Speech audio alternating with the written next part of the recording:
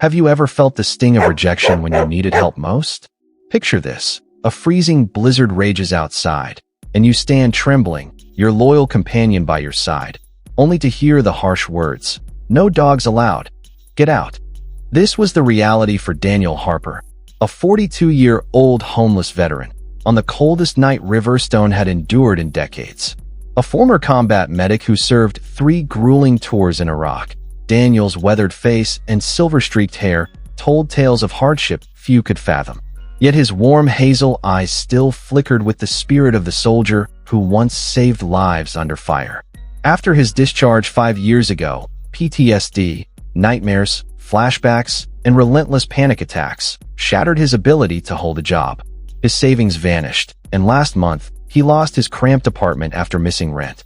His lifeline was Titan, a German Shepherd service dog trained for 3 years to sense his anxiety, offer deep pressure therapy during flashbacks, and wake him from night terrors. Titan's official vest, adorned with patches proclaiming his role, was a badge of their unbreakable bond. Welcome to Daily Narrated Stories, where we bring you tales of resilience that ignite change. Let's dive into this one together. Riverstone faced its worst winter storm in memory, temperatures plummeting to a bone-chilling 5 degrees Fahrenheit, with 7 inches of icy rain already blanketing the streets. Forecasters predicted another 14 inches of snow by morning, turning the night into a death sentence for the homeless. The Riverstone Community Shelter, housed in a converted middle school gym, stood as the last hope for many. Its director, Evelyn Carter, a stern woman in her late 50s, ruled with an iron fist, her rules posted prominently. No alcohol, no drugs, no fighting, and no pets. Across town, Mayor Ethan Brooks, a 39-year-old former Army captain and the city's youngest mayor, worked late at City Hall. His campaign had promised better support for veterans and a solution to the growing homelessness crisis, a mission rooted in his own military past. As he led an emergency meeting on the storm, his aide, Sarah Miles, burst in, her face pale with urgency. "Sir, you need to see this. It's going viral," she said, thrusting her phone toward him. The grainy video showed Daniel outside the shelter, Titan pressed against his leg, as Evelyn pointed to the "No Pets" sign. "He's a service dog, not a pet." Daniel's voice cracked with desperation, but Evelyn's reply was icy. "Rules are rules. No exceptions." The timestamp revealed it was filmed just 20 minutes ago. Mayor Brooks's jaw tightened, his heart sinking as he watched Daniel and Titan vanish into the storm's merciless grip. Put yourself in Daniel's boots. Freezing, your faithful dog shivering beside you, the last refuge slamming its door. Would you keep searching, risking frostbite to protect Titan, or call an old friend, swallowing your pride for help? Share your choice, option 1 or option 2, in the comments, and join us on this journey. If this story moves you, like and subscribe to Daily Narrated Stories for more powerful narratives that inspire. "Get my car, now," Mayor Brooks commanded, his voice a sharp blade slicing through the tense meeting room. He shoved his chair back, the screech of wood against tile mirroring his rising fury, and snatched his coat with a resolve that silenced his team. Find out where they went. His staff sprang into action, their faces etched with the gravity of the moment. This wasn't a mere policy error. It was a veteran's life teetering on the edge in a storm that spared no one. As a former Army captain, Brooks had seen men like Daniel Harper endure the chaos of war, and the thought of one being abandoned now ignited a fire in his chest. He could almost smell the gunpowder of his own past, feel the weight of a rifle in his hands, driving him to act. Daniel trudged through the relentless storm, each step a battle against the icy wind that carved through his threadbare military jacket like 1,000 tiny daggers. The fabric, once a symbol of pride, now hung sodden and useless, clinging to his shivering frame. His boots, waterlogged and heavy, squelched with every agonizing movement, the cold seeping into his toes until they numbed into oblivion. His fingers, red and raw, burned with the early sting of frostbite, a pain that mingled with the dull ache of despair gnawing at his soul. Titan whimpered softly beside him, his thick fur matted with ice crystals that glimmered faintly under the streetlights, his warm breath fogging in the frigid air, a stark contrast to the chill threatening to consume them. The dog pressed against Daniel's leg, his body a shield against the rising panic pulsing through his master's veins. "We'll find somewhere, buddy," Daniel whispered, his voice trembling as his teeth chattered, the words a fragile lifeline he clung to with fading hope. Inside, a storm of doubt raged.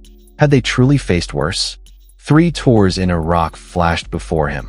The deafening roar of IEDs, the metallic tang of blood thick in the air, the fading screams of comrades lost to the dust. But this felt different, a new war against indifference, a betrayal that cut deeper than the cold. His heart pounded with a mix of anger and exhaustion, each breath a reminder of how far he'd fallen from the soldier he once was. At the Riverstone Community Shelter, Evelyn Carter processed new arrivals with the cold precision of a drill sergeant. The gym hummed with the murmur of desperate voices and the rustle of wet coats. But her demeanor remained unyielding. To her, the no pets rule was a sacred line, a bulwark against the chaos she'd spent years controlling. She prided herself on a tight ship, clean, organized, governed by rules etched in black and white on the entrance sign. "He should have left the dog at the pound if he wanted a bed," she muttered to her assistant, Claire, a young woman who shifted uneasily, her silence a quiet protest against the injustice she felt but dared not voice. Claire's eyes darted to the floor, her hands twisting nervously, a silent witness to Evelyn's rigidity. Evelyn's world was built on order, a fortress constructed after years of managing the unpredictable tides of homelessness. To her, exceptions were cracks in the foundation, sanitation risks, allergy triggers, the potential for aggression, all reasons she recited like a mantra. Yet, deep down, a flicker of unease gnawed at her, a whisper of doubt she buried beneath her stern facade, a shadow she refused to acknowledge. Daniel found a sliver of refuge under a concrete overpass, the structure offering a meager shield from the wind that howled through the gaps like a pack of vengeful wolves. The cold concrete pressed against his back, its unyielding surface a stark contrast to the warmth he craved, the dampness seeping into his skin. Ice pellets stung his exposed face, each one a tiny assault leaving his skin raw and tender, the scent of wet earth and metal filling his nostrils. His breath came in shallow puffs, visible in the frigid air, a fleeting sign of life amid the desolation. He peeled off his soaked jacket with trembling hands, the fabric heavy with water, and wrapped it around Titan's shivering frame, the dog's eyes reflecting gratitude and concern.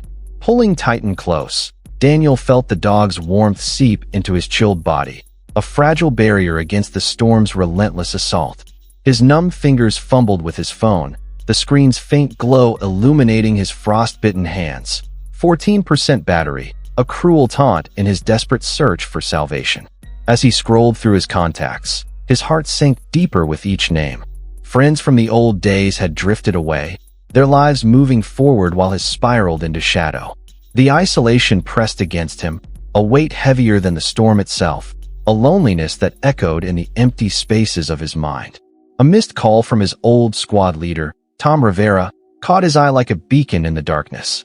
Tom had reached out 3 months ago, his voice warm with concern over a crackling line, offering help with a sincerity that had pierced Daniel's pride. Back then, Daniel had refused, clinging to the belief he could rise alone, a stubborn soldier's honor keeping him from asking for aid. Now, with hypothermia's icy fingers tightening around him, that pride felt like a luxury he could no longer afford. His thumb hovered over the call button, a moment of internal conflict. Reach out and risk rejection, or stay silent and face the storm alone. Just as he pressed it, headlights pierced the darkness, sweeping across the overpass like a searchlight. Daniel's heart leapt into his throat, his body tensing as he shrank back into the shadows. Encounters with police often ended in suspicion or worse for a homeless vet with a dog. Handcuffs, barked orders, the sting of humiliation. Titan tensed beside him, a low growl rumbling in his throat, his hackles raised as he mirrored Daniel's anxiety. The air thickened with suspense. Was this rescue or ruin stepping into their fragile sanctuary?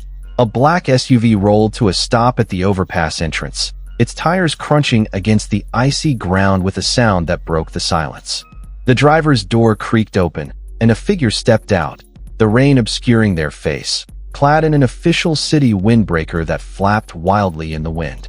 Daniel's grip on Titan's leash tightened, his pulse racing with a mix of fear and hope. Was this a savior or a threat? The figure moved closer, boots splashing through puddles, and a voice cut through the howling wind, firm yet laced with urgency. "Daniel Harper. Staff Sergeant Harper." The call jolted Daniel, his military instincts kicking in despite the cold numbing his limbs. He hesitated, his breath catching as he rose slowly, every muscle protesting the movement. "That's me," he replied, his voice steadying with the discipline drilled into him years ago. The rain parted like a curtain, revealing Mayor Ethan Brooks, a face from campaign posters, now standing before him, unbothered by the storm soaking his expensive suit. A vivid memory crashed over Daniel as he stood, a dusty Iraqi checkpoint in 2012. The air had been thick with the acrid smell of smoke and gunpowder, the ground littered with debris from a roadside bomb. His hands shook as he bandaged a wounded soldier, blood staining his uniform, his own breath ragged with panic.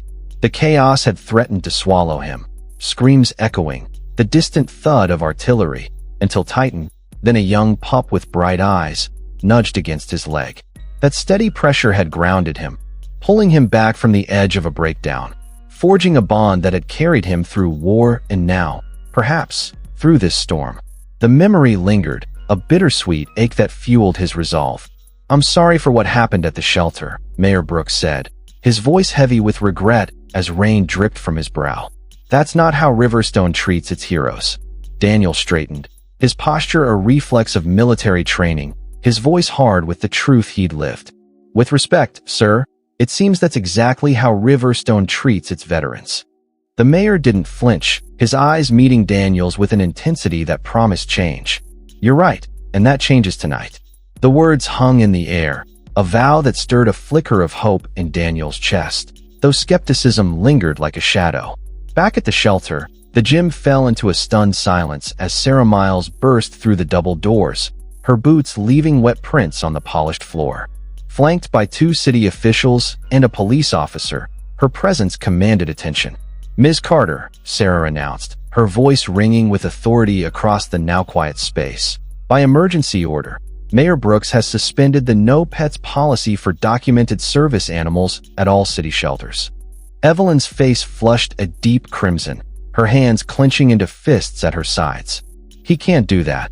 There are health codes, regulations to consider," she protested, her voice rising with indignation. Sarah stepped forward, handing her an official document with a steady hand. "Actually, he can. The Americans with Disabilities Act mandates that service animals be accommodated in public facilities, including emergency shelters. This is law, Ms. Carter." The officer adjusted his stance, his presence a silent reinforcement of the order. "Ms. Carter, we're here to escort you to an emergency meeting with the mayor and city council," he said, his tone leaving no room for argument. Evelyn sputtered, her carefully constructed world crumbling around her. "What meeting? This is absurd. I have a shelter to run."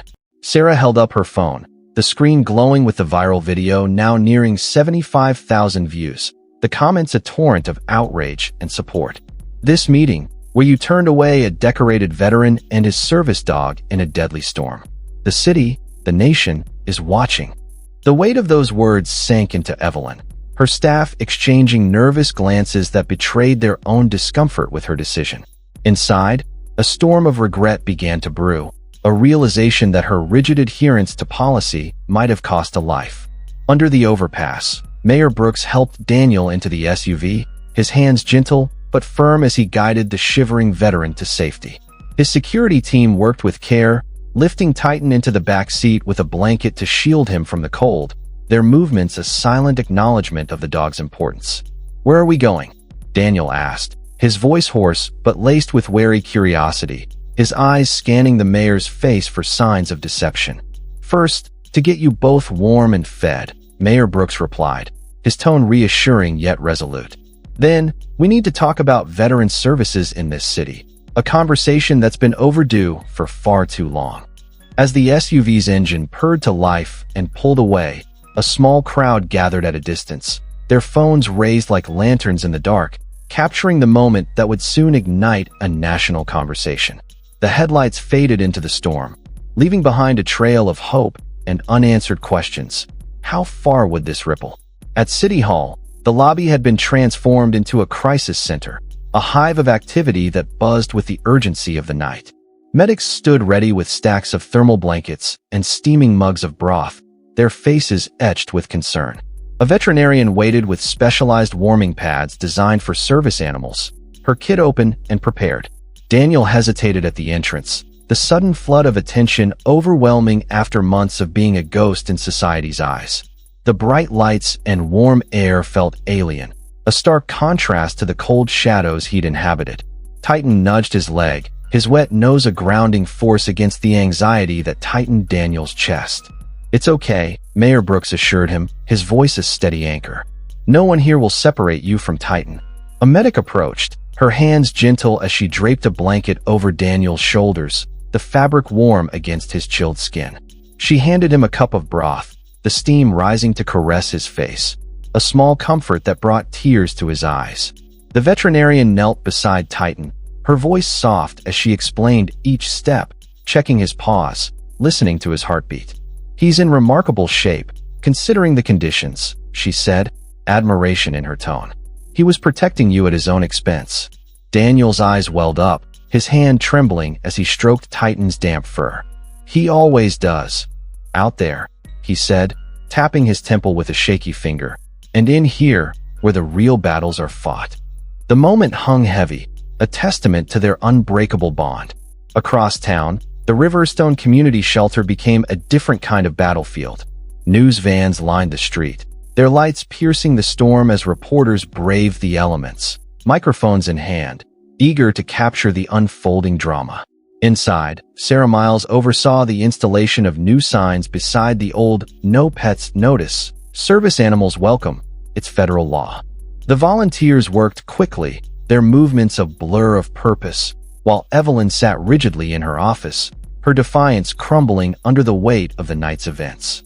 The sound of hammering and the murmur of voices filtered through the walls, a symphony of change she could no longer ignore. When Sarah knocked and entered without waiting for permission, Evelyn bristled, her voice sharp. "The mayor wants me at City Hall in this storm. I have a shelter to run." Sarah's expression remained composed, her eyes betraying a flicker of disapproval. "Your assistant, Claire, will manage in your absence. A police escort is waiting to take you safely. And I should inform you, the city attorney is reviewing potential violations of the ADA. The penalties could be severe, Ms. Carter." The words landed like a blow, stirring a tumult of regret and fear in Evelyn's chest. She stared at the viral video on Sarah's phone, the image of Daniel's pleading face haunting her, a mirror to the compassion she'd suppressed.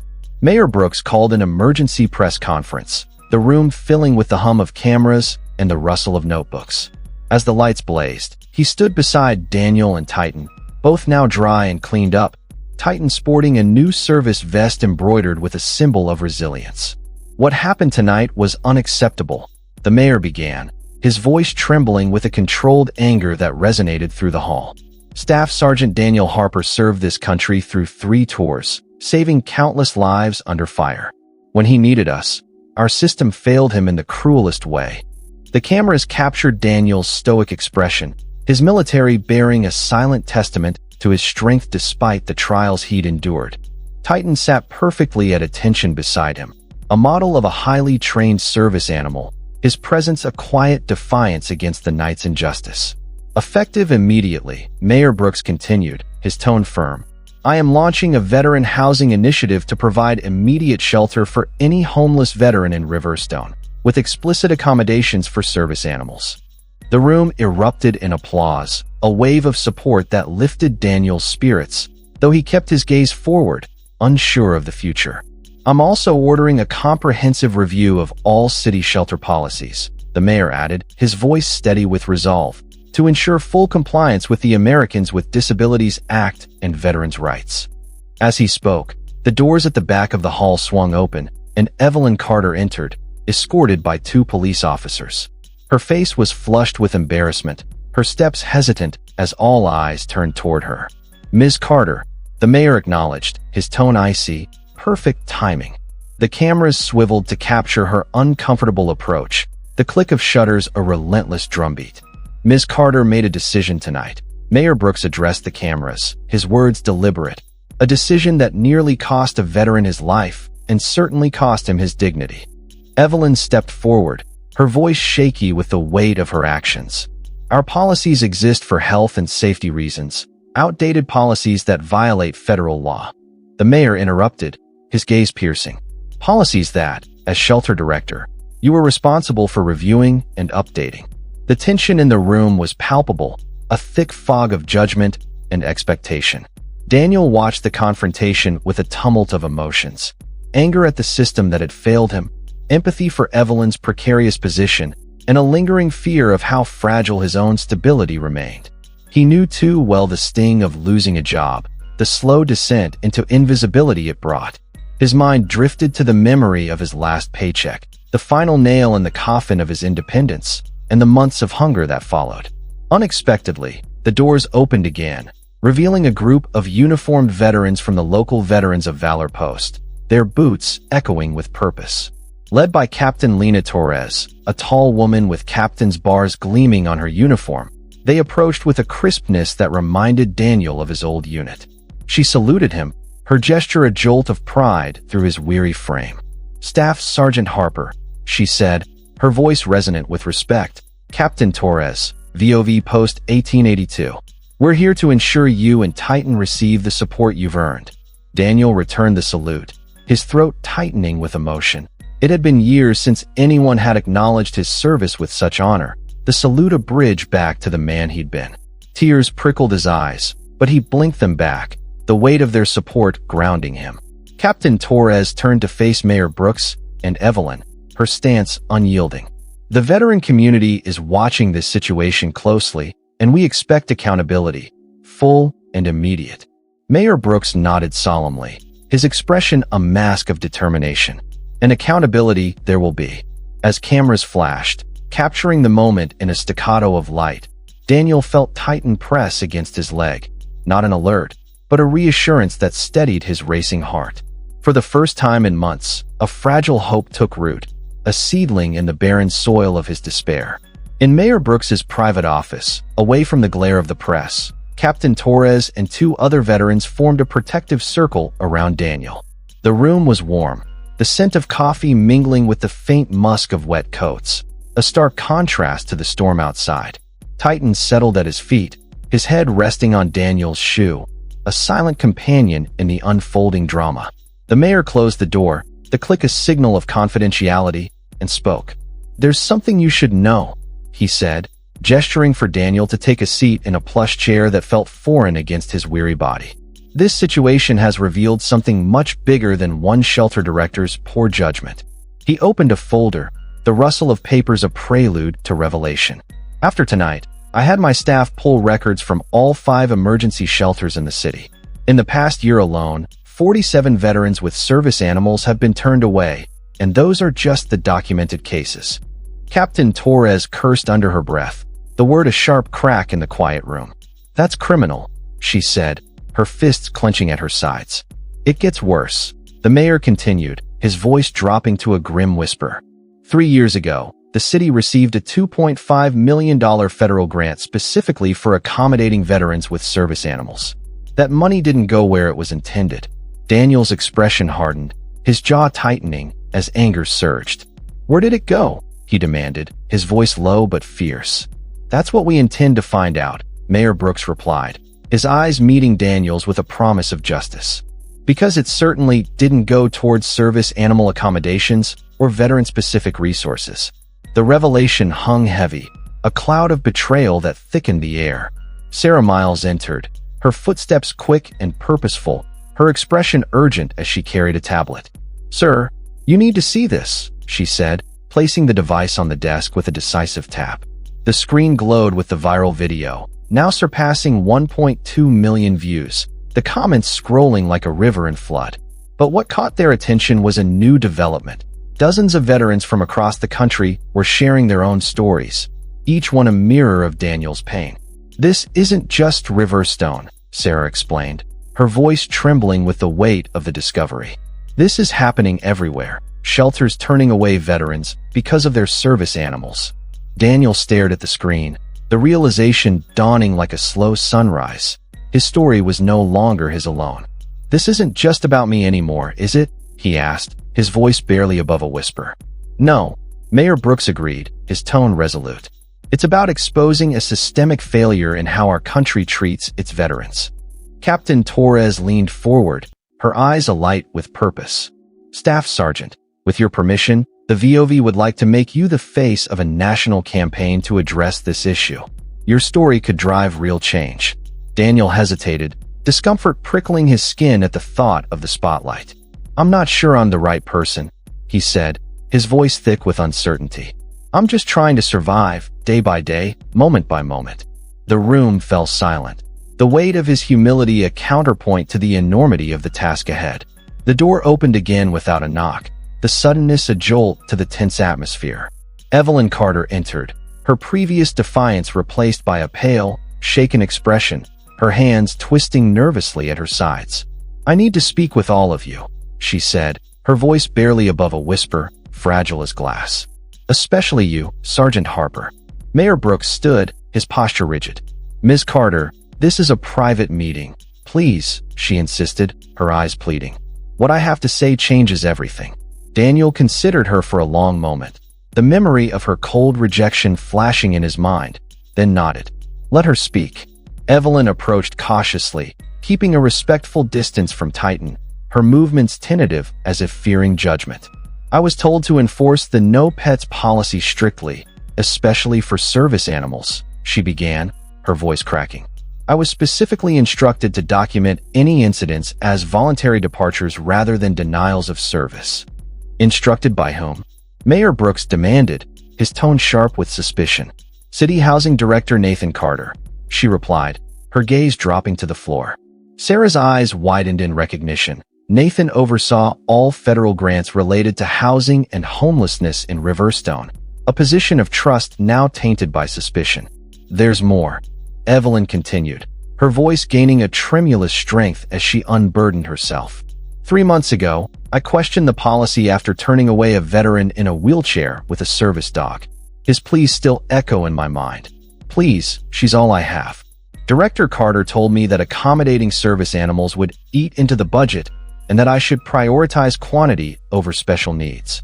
I followed orders, believing it was for the greater good, but the guilt has haunted me since. Daniel's hands clenched into fists, the knuckles whitening as anger surged. "There's nothing special about needing a service dog. It's a medical necessity, a lifeline I can't live without," he said, his voice raw with the truth of his struggle. "I know that now," Evelyn admitted, her eyes glistening with unshed tears. "I should have known it then. I've spent the last hour reviewing the ADA guidelines, and I see the error of my ways. I was wrong, and I'm prepared to resign, to step aside and let someone better take my place." The room fell into a heavy silence, the weight of her confession settling over them like a blanket. Mayor Brooks studied her carefully, his expression unreadable. "Resignation is the easy way out, Ms. Carter," he said, his voice measured. "I have something else in mind." He turned to Daniel, his eyes seeking approval. "What if, instead of just exposing the problem, we build a solution, a dedicated veteran shelter in Riverstone that becomes a national model for service animal accommodation?" "With what funding?" Captain Torres asked, her skepticism a practical counterpoint to the mayor's vision. "The $2.5 million in misappropriated grant money, for starters," Mayor Brooks replied, his tone confident. "And I think the public response to this situation will generate substantial private donations. People are ready to act when they see injustice like this." He looked at Evelyn, his gaze softening slightly. "I think Ms. Carter should help build it, not as shelter director, but as someone learning from her mistakes and helping to mend a broken system." The unexpected suggestion silenced the room, a ripple of surprise passing through the group. Daniel glanced down at Titan, whose steady gaze met his with unwavering trust. How many veterans relied on bonds like theirs, forced to choose between shelter and the companion that kept their demons at bay? The question gnawed at him, a call to action he couldn't ignore. "If I do this," Daniel said slowly, his voice growing stronger with each word, Become the face of this campaign. I need guarantees. Not just promises for the future, but immediate action for veterans out there tonight, facing the same storm I did." Mayor Brooks nodded, his expression resolute. "Name your terms, Sergeant." "For starters," Daniel replied, his tone firm, "every hotel in Riverstone with empty rooms tonight needs to open their doors to homeless veterans and their service animals on the city's dime. And I want a plan to ensure no one else is turned away like I was."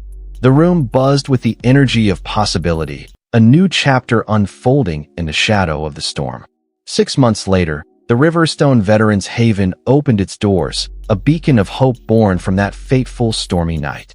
The former community center had been transformed into a state-of-the-art facility for homeless veterans, its walls echoing with the promise of dignity. Every detail spoke of care: dormitory rooms with dedicated service animal areas, an on-site veterinary clinic, and comprehensive support for PTSD and other conditions. The ribbon-cutting ceremony drew a crowd that spilled onto the surrounding streets, their cheers a testament to the journey that had brought them here. Daniel stood near the podium, Titan at his side, both a far cry from that desperate night under the overpass.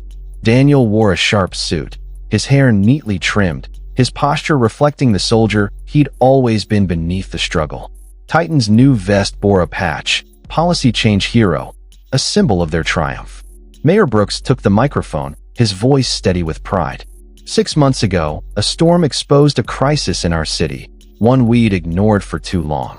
Today, we take a step toward fixing it. He gestured to Daniel. None of this would have happened without Staff Sergeant Daniel Harper and Titan. The crowd roared with applause, a wave of support that washed over Daniel, though he kept his gaze steady, humbled by the moment. Daniel stepped forward, his voice clear and resonant. "That night, when I was turned away, I thought I'd hit rock bottom. The cold, the rejection, it felt like the end. I never imagined it would lead to this." He scanned the crowd, spotting Captain Torres, Sarah, and even Evelyn, now an advocate for policy reform, her presence a surprising redemption. This haven isn't just a building, it's a promise.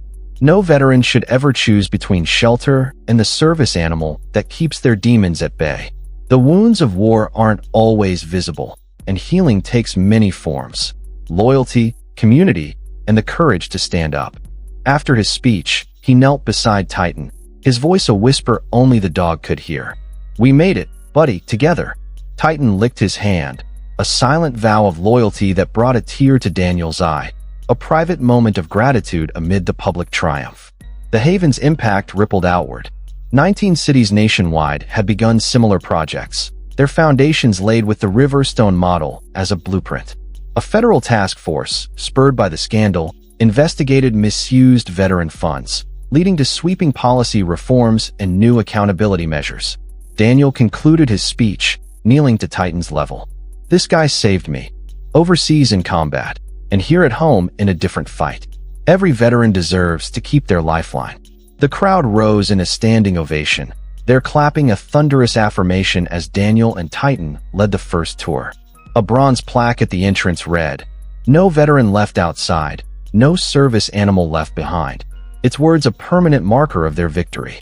Nathan Carter, the housing director, had been fired and faced trial for misappropriating funds, his case sparking nationwide audits. Evelyn Carter now trained shelter directors on ADA compliance, her first-hand testimony a powerful tool for change, her redemption a quiet triumph of conscience.